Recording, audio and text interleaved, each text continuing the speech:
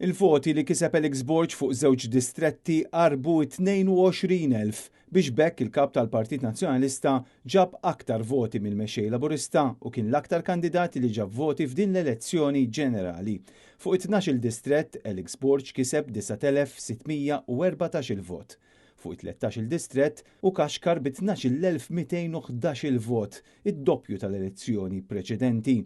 B'kollox u kiseb total ta' 21,825 vot, kważi 200 vot aktar mill-Prim Ministru biex bekk tkissret għal kollox in-narrattiva ta' trust ratings fil-mexxejja għaliex l-elezzjoni wrid biċċar li l-kap tal-Partit Nazzjonalista intwera appoġġ akbar mill-elettorat.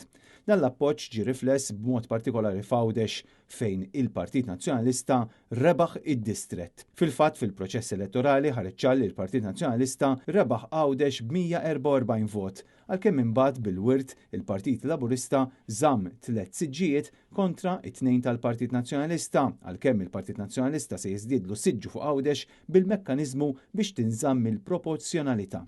U allura fuq 13 distrett finalment se jkun hemm 3 deputati eletti min-naħa tal-Partit Nazzjonalista u 3 min-naħa tal-Partit Laburista.